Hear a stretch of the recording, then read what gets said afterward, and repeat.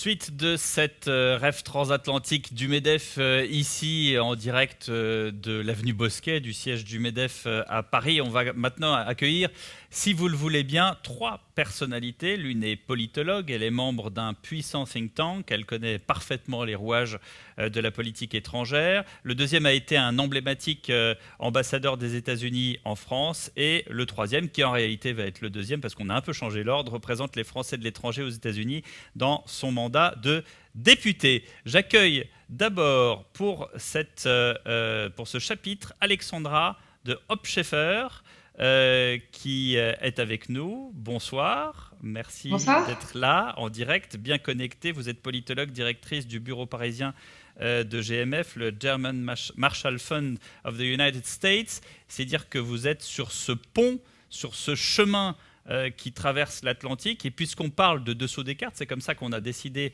de nommer ce chapitre. Ce que je disais tout à l'heure, les portes de salles de réunion se referment en diplomatie. Le grand public ne sait absolument pas ce qu'il s'y dit. On voudrait savoir.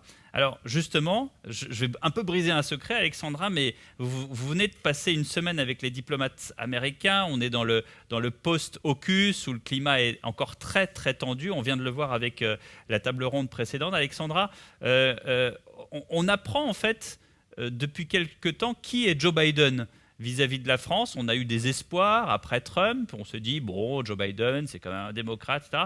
Est-ce qu'on est toujours et encore, et quand même, dans le America First? Alors, le président Biden est arrivé en janvier avec un double agenda pour la relation transatlantique.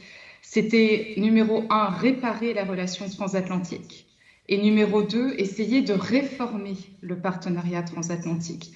Donc la phase réparation après 4 ans de Trump, c'était en juin quand il s'est rendu pour la première fois en Europe, qu'il a fait le tour des institutions européennes, de l'OTAN, du G7, etc. Et ensuite est venue en fait la partie la plus compliquée, c'est-à-dire comment réformer le partenariat transatlantique, comment en fait repenser les fondements de la relation entre les États-Unis et l'Europe alors qu'elle avait été très abîmée après 4 ans de Trump. Et c'est là où, en fait, nous, Européens, on a sans doute sous-estimé ce que voulait réellement dire « America is back », l'Amérique est de retour. C'est qu'en fait, l'Amérique est de retour, mais il n'y a pas un retour à la normale. Et j'écoutais la table ronde précédente, je suis tout à fait d'accord qu'on a sous-estimé également la résilience du Trumpisme et à quel point 4 ans de Trump a profondément changé le débat américain sur 3 sujets.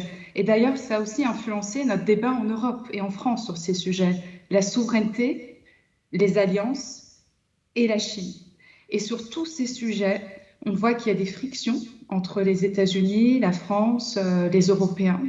Et on a sous-estimé aussi à quel point Biden allait rechercher auprès de ses partenaires, et nous compris français, européens, un alignement, c'est-à-dire être amis, être alliés, mais aussi être alignés. Et effectivement, c'est là où on ressent toute la friction qu'il y a pu avoir autour de cette alliance AUKUS, ici à Paris. Il y a eu un petit mot, et je dis bien petit mot, de Joe Biden quand il a fait sa visite avec Emmanuel Macron. Et évidemment, il a été question de la crise des sous-marins. Et pour ceux qui connaissent un peu la langue américaine, je dis bien américaine et non pas anglaise, il a dit « What you did was clumsy ». Alors, clumsy, c'est... Enfin, vous êtes d'accord avec moi, c'est votre gamin qui a laissé tomber une bouteille de lait dans la cuisine et it was clumsy. C'est pas grave. Mais là, c'est quand même beaucoup plus que clumsy, on est d'accord? Oui, donc là, je sortirai effectivement du langage diplomatique qu'on a pu avoir dans la table ronde précédente. Je pense que vraiment, AUKUS, ça a été une mise à l'écart délibérée de la France. Dans ce cas de figure-là. Ce n'est pas effectivement de la maladresse ou alors l'autre argument qu'on nous a beaucoup ressorti, c'est qu'on est tellement proche de vous, vous êtes un allié tellement proche des États-Unis, vous la France, we took you for granted. C'est-à-dire qu'on n'a pas pensé qu'il fallait faire autant d'efforts pour maintenir cette relation forte. Ça, je n'y crois absolument pas. Et pour avoir été un peu dans cette diplomatie des coulisses, je peux vous dire que ça a été une mise à l'écart délibérée. Tout comme on le voit de manière très flagrante. C'est pour ça que moi, j'ai toujours pensé que AUKUS n'était qu'un point de départ pour d'autres mini-AUKUS. On le voit en Europe aujourd'hui, alors que le président Macron s'est rendu en Grèce, a signé des accords, notamment dans le secteur de la défense, de l'armement, etc. On voit une administration américaine qui, il y a tout juste quelques jours, donne son feu vert à une possible vente à la Grèce de 4 frégates. En Finlande, donc Helsinki qui annonce la signature d'un des plus grands contrats jamais signés de 8,4 milliards d'euros avec l'américain Lockheed Martin, donc qui est une nouvelle défaite cuisante en Europe pour le Rafale. Donc il y a vraiment une forme de compétition en fait qui est très très forte entre les États-Unis et la France, et tout ça dans un contexte où la France, on le sait, est vraiment le leader en termes de réflexion sur cette fameuse autonomie stratégique en Europe, qui, en fin de compte, ne plaît pas du tout à Washington. Et les Américains, comme le disait un peu Gérard Haro tout à l'heure, ils disent « come with the big guy », c'est ça. De toute façon, vous aurez notre protectorat derrière. Oui, absolument, mais malheureusement, je trouve qu'en Europe, alors maintenant, je parle du domaine vraiment de la défense et de la sécurité dans lequel je suis spécialisée, mais il y a 9 pays aujourd'hui européens qui ont signé des accords pour les fameux F-35. Je trouve que l'Europe se met de plus en plus dans une posture d'acheter, entre guillemets, l'engagement américain. Et ça, bien sûr, ça ne va pas du tout nous aider justement à construire une forme d'autonomie stratégique. Pour moi, la leçon du retrait chaotique d'Afghanistan, ça a été de se dire il faut qu'on sorte de notre addiction envers le leadership américain, envers les capacités américaines. Nous n'avons pas été capables d'évacuer nos propres citoyens sans les capacités militaires américaines. La leçon d'AUKUS est différente. Ça veut dire que quand Biden dit America's back, dans le multilatéralisme, c'est un multilatéralisme extrêmement opportuniste, extrêmement pragmatique, qui se traduit par le fait que, en fait, c'est une marque, je dirais, structurelle de la politique étrangère américaine, une préférence pour des petites alliances, des alliances ad hoc, dans lesquelles soit l'Europe et la France en font partie, ou quand on ne s'aligne pas totalement sur les priorités stratégiques, eh bien, nous en sommes exclus. Donc, c'est un peu du shopping, et ce qui rend finalement cette relation transatlantique extrêmement transactionnelle et beaucoup plus compartimentée qu'il y a 10 ou 15 ans. Mais l'allié des Américains, si ce n'est pas l'Europe, si ce n'est pas la France, comme pourtant les Américains le disent haut et fort dans les médias, face caméra, l'allié, c'est qui ? Alors, vous avez raison, vous avez tout à fait raison. Washington nous regarde toujours comme un allié extrêmement proche, aussi parce que nous partageons une histoire commune, un socle de valeurs partagé, même si ce socle de valeurs partagé s'effrite aussi ici sur ce continent européen. Et je vais même plus loin, je serai en désaccord avec ce qui a été dit dans la table ronde précédente. L'Europe ne désintéresse pas Washington. Au contraire, l'Europe intéresse beaucoup Washington. En premier lieu, parce que l'Europe est perçue comme un instrument pour la politique d'endiguement américaine envers la Chine. On le voit notamment dans les discussions au sein de l'OTAN, à quel point Biden est en train d'otaniser la question chinoise pour construire des blocs, des alliances, si possible pas seulement euro-américaines, mais aussi transrégionales, en ajoutant ces pays du Quad asiatique, le Japon, l'Inde, bien sûr l'Australie, pour essayer de créer ces alliances. D'ailleurs, le sommet pour la démocratie qui a été tenu la semaine dernière, c'était exactement dans je dirais, ça va vraiment dans cette direction. Et l'Europe intéresse beaucoup Washington aussi, puisqu'il nous voit aussi comme des acteurs qui pourraient se substituer aux États-Unis dans des crises où les États-Unis ne voient plus un intérêt pour eux d'intervenir. Et ça, c'est notamment nos voisinages proches, Sud, lutte contre le terrorisme, et Est, par rapport à l'Ukraine, la Russie, etc. Mais vous avez cité assez rapidement le Japon. En réalité, et c'est ça que je voulais entendre, c'est que c'est le Japon le principal allié maintenant, alors que d'ailleurs, honnêtement, enfin, je veux dire, les cadras que je suis se disent, bon, après tout, le Japon, oui, dans les années 80, ils fabriquaient des montres Casio, et puis ils se sont quand même très très vite fait dépasser par beaucoup d'autres pays d'Asie, pas seulement la Chine, mais aussi la Corée, Taïwan, bien sûr. Pourquoi cette alliance avec le Japon?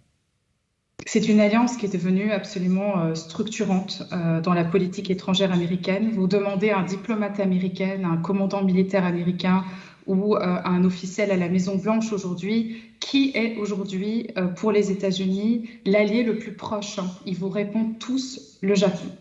Donc effectivement, le Japon est considéré aujourd'hui comme un pilier de cette fameuse stratégie Indo-Pacifique.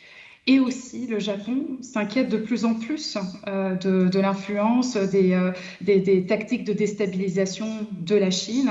Et vous savez sans doute qu'est en train d'être construit également un grand accord commercial que souhaite implémenter l'administration Biden l'année prochaine, en 2022, qui serait un petit peu, non pas le fameux TTP, le Trans-Pacific Trade Agreement, qui avait été rejeté par Trump, mais une redéfinition de ce qui pourrait ressembler à un nouvel accord commercial qui agrégerait justement les puissances asiatiques et les États-Unis. Et d'ailleurs, Tony Blinken, secrétaire d'État américain, est actuellement aujourd'hui pour quelques jours en train de circuler en Asie du Sud-Est, dans l'ASEAN, pour justement préparer le terrain à cet accord commercial dans lequel les États-Unis figureraient.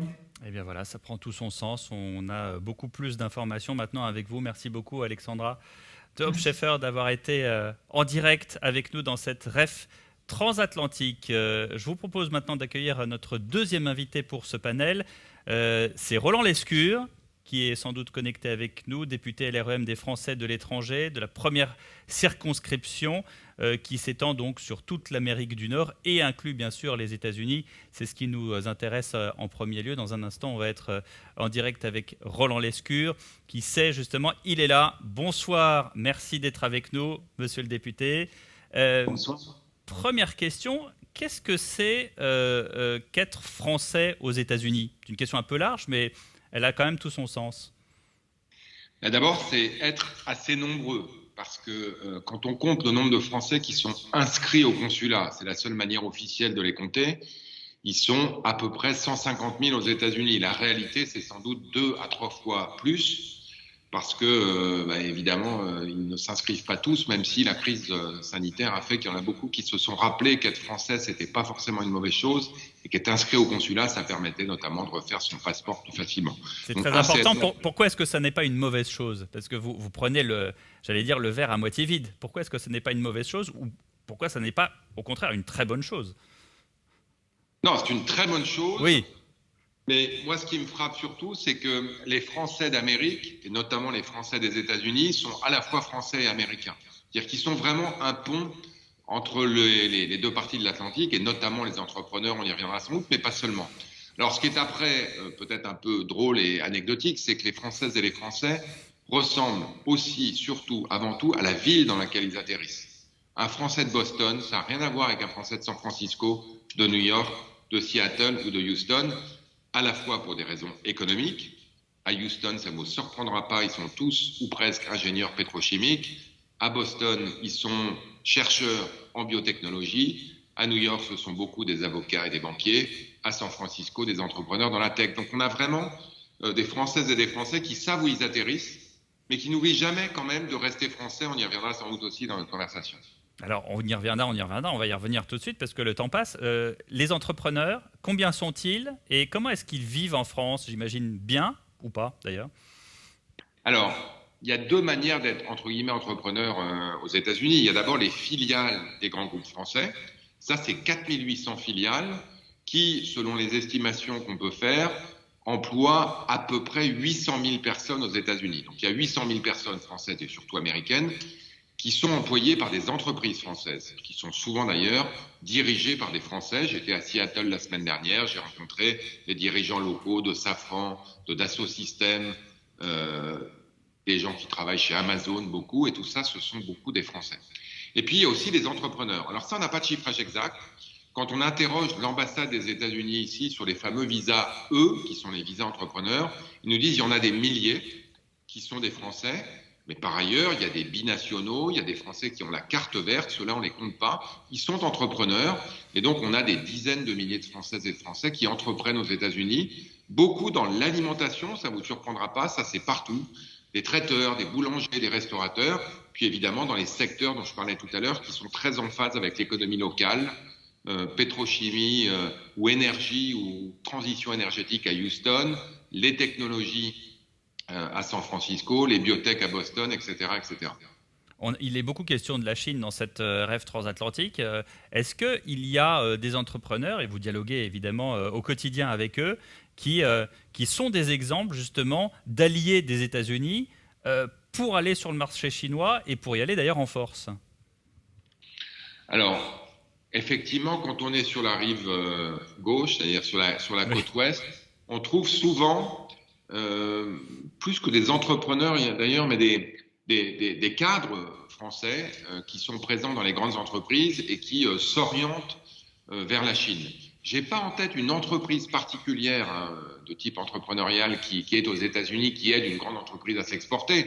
Il est évident, par exemple, que j'en parlais tout à l'heure dans l'aéronautique, à Seattle, Safran, Dassault Systèmes sont en fait très présents dans la construction des Boeing. Je ne sais pas si vous le savez, mais un Boeing de taille moyenne, par exemple le fameux 737 MAX qui se remet à décoller, il est plus français que certains Airbus en termes de composantes. Et évidemment, comme Boeing exporte quand même pas mal de Boeing en Chine, oui, Safran, Dassault Systèmes, des entreprises de peinture qui peignent les carcasses de Boeing sont françaises. Et donc, il y a pas mal de France dans les Boeing exportés en Chine. Alors, c'est assez drôle ce qui vient de se passer dans votre bureau parce qu'on a l'impression d'être dans un film de Claude Sautet. J'imagine que vous avez encore un téléphone en bakélite. Est-ce que la France est suffisamment compétitive? Est-ce qu'on arrive à regarder les Français avec de la modernité ou est-ce que ça a été un peu évoqué? Est-ce que c'est que Versailles, la Tour Eiffel et pourquoi pas les cuisses de grenouille? Alors ça, c'était la sonnerie qui m'appelait en hémicycle pour aller voter, mais bon, puisque je suis avec vous, ils vont m'attendre un petit peu. On va vous libérer dans peu de temps, vous inquiétez pas. Ouais, c'est un peu vieillot. Non, mais la réalité, c'est que je pense que de plus en plus, on arrive à faire les deux. Oui, la France, ça reste Versailles. Par exemple, quand on fait le sommet Choose France, on le fait à Versailles. Et les Américains, qui sont la première délégation présente à Choose France, qui est le sommet sur l'attractivité française, qui est fait tous les ans depuis qu'Emmanuel Macron, le président, à Versailles, ils viennent aussi parce que c'est à Versailles. Mais ce qui est apprécié de plus en plus, c'est avant tout chez Amazon, chez Boeing, chez Microsoft et aussi autour des relations avec les jeunes entrepreneurs, c'est la modernité de la French Tech, très présente aux États-Unis. Beaucoup d'entreprises américaines ouvrent aussi des filiales en France. Les États-Unis sont le premier investisseur international en France, notamment dans la technologie. Ils bénéficient du fameux crédit impôt recherche, cher à Geoffroy Roux de Bézieux et à quelques autres entreprises françaises. Donc on a vraiment une appréhension très forte de la capacité des ingénieurs français à livrer la marchandise. Ils sont très bons et en plus, entre nous, ils sont un peu moins chers que les ingénieurs américains parce qu'un ingénieur aujourd'hui en Californie, ça coûte une fortune. Et donc, il y a beaucoup d'entreprises américaines qui aujourd'hui souhaitent installer des centres de recherche en France avec des ingénieurs français dont ils reconnaissent la qualité. Mais très honnêtement, Roland Lescure, ceux dont vous parlez, ces ingénieurs, c'est ce qu'on appelle d'ailleurs la fuite des cerveaux d'une certaine manière chez nous. Est-ce que ces ingénieurs sont encore français ou est-ce qu'ils sont devenus américains? Non, ils sont français, je peux vous le dire. Moi, j'étais la semaine dernière à Los Angeles, San Francisco et Seattle. Quand le député vient, ils viennent le voir, ils lui parlent de problèmes de fiscalité, des problèmes d'école en français pour leurs enfants. Ils sont vraiment, sans doute, un peu dans le meilleur des deux mondes. Ils sont très américains dans leur capacité entrepreneuriale, dans leur goût du risque, parfois dans leur rapport à l'argent, mais très français. Ils suivent les élections, ils suivent les débats politiques. Ils sont évidemment extrêmement volontaires pour ce qui est de l'apprentissage du français de leurs enfants. Beaucoup de leurs enfants étudient aux États-Unis. Il y a beaucoup aussi de ces jeunes qui viennent étudier en France dans les grandes écoles. Donc non, je pense qu'ils arrivent à garder les deux. C'est plus compliqué quand on passe aux deuxième ou aux troisième générations, mais les premières générations restent très ancrées en France. Dernière question, Roland Lescure, avant de vous laisser justement aller voter, c'est quand même l'Assemblée nationale. Est-ce que, parce que ça a été évoqué effectivement, est-ce que ces Français auxquels vous parlez quotidiennement voient une grosse différence entre Trump et Biden? Alors, de manière concrète, oui, j'étais dans la Napa Valley la semaine dernière avec des importateurs, des distributeurs et des producteurs de vin. Ben, Trump, c'est des tarifs douaniers sur le vin français et quasiment uniquement français. Par exemple, les vins italiens n'étaient pas concernés. Biden les a levés dans le cadre, on l'a dit tout à l'heure d'ailleurs, d'apaisement des relations multilatérales et notamment, du coup, d'un apaisement du conflit entre Airbus et Boeing. Il y a des différences, mais il y a des choses qui restent. Le travel ban a été très long, il n'a été levé qu'en novembre. Le fameux visa entrepreneur dont on parlait tout à l'heure, dont la durée avait été réduite par Donald Trump, est restée réduite. Auparavant, quand vous entrepreniez aux États-Unis, vous pouviez le faire pour 5 ans. C'est maintenant uniquement 25 mois, donc beaucoup moins. Donc il y a encore quelques tensions. Il y a encore America First quand même. Il y a America First et French is appreciated, but not always welcome. Merci beaucoup pour ces quelques mots en américain et c'est justement de circonstance. Merci beaucoup Roland Lescure d'avoir été avec nous. Et maintenant, je vous propose d'écouter un message de l'ancien ambassadeur des États-Unis en France, Charles Rifkin. Il est aujourd'hui le PDG de la MPAA, la Motion Picture Association of America. Il a été ambassadeur de 2009 à 2013 à Paris sous l'administration Obama. Et voici son message adressé bien sûr en tout premier lieu au président du MEDEF, Geoffroy Roux de Bézieux. Bonjour et merci, Monsieur le Président. Mesdames, Messieurs, bonjour à tous depuis Washington, D.C. Je suis toujours enchanté à l'idée de parler du lien durable entre les États-Unis et la France, notre plus ancien allié. La conférence aujourd'hui sur l'avenir de la relation entre les États-Unis et l'Europe et les États-Unis et la France est une parfaite occasion pour évoquer ce lien. Mais tout d'abord, je tiens à remercier Monsieur le Président Geoffroy Roux de Bézieux et les organisateurs du MEDEF pour leur invitation. Lorsque j'étais ambassadeur, je me suis rendu chaque année aux conférences organisées par le MEDEF et c'est un honneur de pouvoir y participer aujourd'hui en tant que citoyen, bien que ce ne soit pas en présentiel. Comme je l'ai mentionné, la France est notre allié la plus ancienne. Et malgré les hauts et les bas qui caractérisent toute relation bilatérale qui ne cesse d'évoluer depuis plus de 200 ans, nous sommes restés extraordinairement proches. Comme Charles de Gaulle l'a dit un jour lors d'une interview en 1965, il a dit « Si le pire devait arriver, si la liberté du monde était menacée, qui seraient les alliés les plus évidents sinon la France et les États-Unis? » Ceci est, de bien des façons, toujours vrai. Aujourd'hui, je souhaite partager ma perspective sur cette relation de longue date en m'adressant à vous en français. C'est une langue et d'ailleurs une culture que j'ai toujours aimée et admirée, notamment lorsque j'ai eu l'honneur d'être ambassadeur des États-Unis en France pendant 4 ans et demi. Ces années en France ont été des plus agréables et épanouissantes, à la fois en ce qui concerne ma vie professionnelle, mais aussi personnelle. Peu d'expériences m'ont, par exemple, autant marqué que le jour où j'ai eu l'occasion, en 2012, de représenter mon pays lors de la commémoration du débarquement. Cette année-là, mon attaché de défense m'a invité à me joindre à 150 vétérans américains et français pour un saut en parachute de plus de 4000 mètres, en hommage à cet événement qui a marqué l'histoire de nos deux pays. En 1944, bien sûr, des parachutistes américains, avec d'autres alliés, ont atterri de nuit dans les environs de Saint-Mère-Église en Normandie.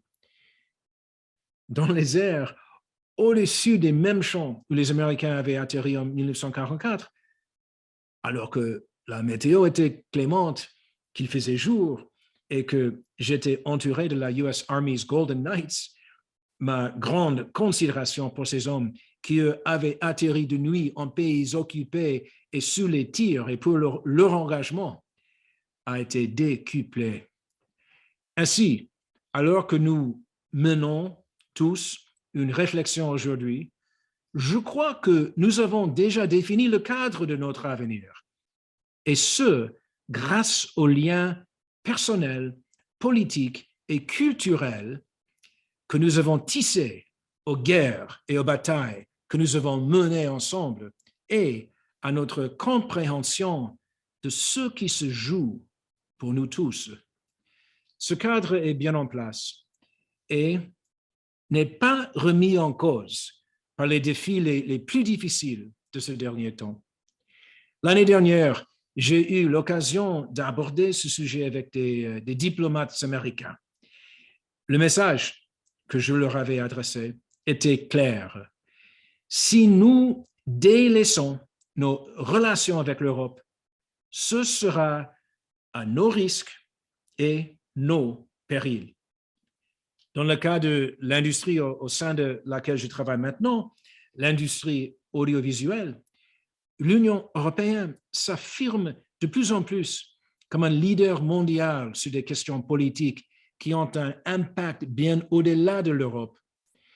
L'Union européenne est, par exemple, sur le point de promulguer une nouvelle législation qui réglementera les services numériques.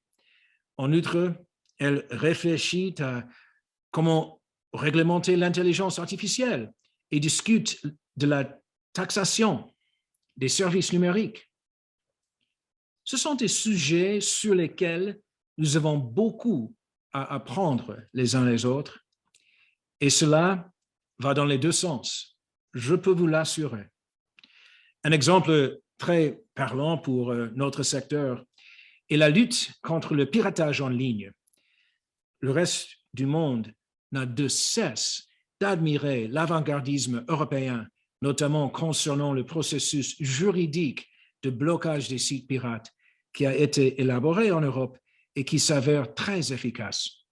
En 2013, le Cour d'appel de Paris a été la première au monde à établir que les moteurs de recherche ont un rôle important à jouer dans la lutte contre le piratage. Et c'est un très bon signe que, s'agissant de la présidence française du Conseil de l'Union européenne qui débutera en janvier, la France se soit engagée lors d'une déclaration conjointe de 29 octobre dernier à tenir les États-Unis informés des priorités qui seront sur la table pendant ce semestre. Cette transparence et dialogue entre nos deux pays durant cette période charnière est d'autant plus importante au vu des dossiers qui seront à l'ordre du jour, comme notamment le Digital Services Act, ou en français, la législation sur les services numériques. En effet, nous ne pouvons que nous réjouir de l'objectif politique de cette proposition de règlement européen, qui est d'assurer que tout ce qui est illicite dans le monde non virtuel doit aussi être considéré et traité comme illicite dans le monde numérique. C'est un objectif que le MPA poursuit depuis déjà un certain temps. Alors que les discussions se poursuivent sur ce dossier important, j'espère que la France sera une fois de plus un leader et verra que les amendements apportés ne marquent pas un retour en arrière, notamment en ce qui concerne la protection contre les contenus illicites. C'est un domaine où la France a toujours joué un rôle de chef de file. Canal+ est d'ailleurs l'un de nos principaux partenaires mondiaux dans la lutte contre le piratage via l'Alliance pour la créativité et le divertissement, aussi appelée The Alliance for Creativity and Entertainment. De même, en France, nous travaillons avec l'ALPA, qui est dirigé par mon ami Nicolas Seydoux. Et ce type de coopération au sein d'une même industrie n'est pas unique à la nôtre, mais se trouve dans de nombreux secteurs. Et elle est cruciale pour la relation transatlantique. Le dialogue au sujet de la réglementation ainsi que la coopération industrielle sont donc, selon moi, deux piliers de la relation transatlantique. Mais il y a un troisième pilier qui, à mon avis, a encore plus de poids. Ce sont les valeurs qui nous sont communes. Il me semble primordial que les États-Unis et l'Europe travaillent davantage à renforcer leur adhésion à des valeurs partagées, par exemple en matière de droits individuels et de démocratie représentative. Ce sujet est particulièrement d'actualité à l'approche des élections présidentielles en France dans quelques mois et aux États-Unis l'année prochaine. Nous partageons également des valeurs communes relatives à la stabilité économique et à l'environnement, récemment incarnées à titre d'exemple par le retour des États-Unis dans l'accord de Paris sur le climat. Et nous partageons des valeurs culturelles intrinsèques, celle à laquelle je tiens le plus est, bien entendu, notre passion commune pour le cinéma et les films. Par le passé, nous avons parfois considéré ces valeurs fondamentales comme allant de soi, mais ce n'est plus le cas. Nous devons renouveler le consensus transatlantique sur ce thème et l'utiliser comme base pour les actions conjointes. Ce qui est renouvelable est la clé de l'avenir pour notre planète et notre économie, mais il en va de même pour nos relations. Je pense en particulier à la relation entre Thomas Jefferson et Gilbert de Motier, plus connu sous le nom de Marquis de Lafayette. Comme vous le savez, Lafayette a combattu à nos côtés pendant la Révolution américaine, après quoi il rentrait en France. Au début de la Révolution française, lorsque Jefferson était ambassadeur en France, les deux hommes sont devenus amis et alliés. De fait, au plus fort de la Révolution, Jefferson est devenu un ardent partisan de la Révolution française, autorisant même à ce que sa résidence, l'hôtel de Langeac, soit utilisée comme lieu de rendez-vous par Lafayette et son entourage. Plus tard, alors que la Révolution en France a finalement eu lieu, Jefferson souligna que ce vent de liberté fera le tour du monde parce que la lumière et la liberté vont toujours de pair. Ensemble, je crois que nos deux pays peuvent et même doivent continuer à faire en sorte que ce vent souffle toujours, poursuivant ensemble la lumière et la liberté. Je vous remercie et souhaite à tous les membres de MEDEF mes meilleurs vœux pour les fêtes de fin de l'année et une excellente conférence. Merci pour ce message, ambassadeur Charles Rifkin. Alors vous aurez noté, comme moi, plusieurs passages. D'abord ce lien historique, en rappelant, comme je l'ai fait tout à l'heure en préambule, le lien considérable historique entre Lafayette et Jefferson, l'importance de la relation américaine. Vous aurez noté cette phrase de l'ambassadeur Rifkin: si nous délaissons cette relation, ce sera à nos risques et périls, et il parle évidemment pour les Américains. Le fait que l'Union européenne est un leader mondial dans l'audiovisuel, ça le concerne particulièrement en tant que président du MPAA, et qu'elle joue, cette union, un rôle à la fois dans les nouvelles législations concernant les services numériques, la taxation, la lutte contre le piratage, sur le piratage en ligne, etc. Donc voilà ce message à prendre très au sérieux, et on remercie encore l'ambassadeur Rifkin pour son intervention. La REF continue, la REF transatlantique. On se retrouve dans un instant.